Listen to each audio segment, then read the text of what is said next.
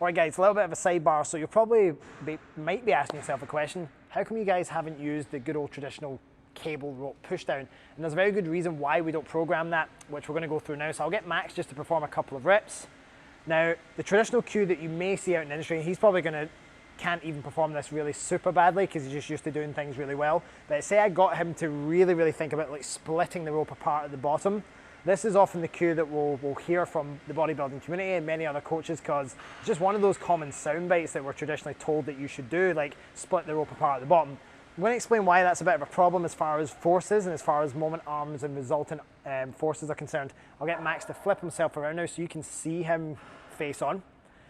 Now, you'll notice that on a lot of the other tricep variations that we did, that we were lining up the line of force with the actual line of the fibers. Now, you'll see the big problem with this here is that Max not only has to create a force down in line with the line of force of the cable, but in order for him to lock out that rope, he actually has to split that rope out and apart. Now, one big problem with that is that he ends up creating a resultant force. The further down he gets and the more he splits, that resultant force starts to direct rather than being straight down more to the side. So not only is it not really lining up the actual line of the fibers particularly well, but if you actually had to do some of the calculations here, and we did this not too long ago, the amount of force that's required to actually get the tricep into lockout here is almost double of the initial resistance on offering from the cable stack. Now, given that, thanks very much, you can take a moment. So the fact that the tricep, as far as the strength profile goes, is a weak to strong to weak profile, it doesn't really make much sense for us for the force demands to be increasing near the bottom. Yes, you could argue that, well, what if we want to overload the triceps? Well, that's just one part of the equation. Of course, that resultant force is another. But if we're just thinking about more efficient ways to train the triceps through that full contractile range, offering that full contractile range challenge, this traditional soundbite doesn't quite offer the advantage that we're looking for.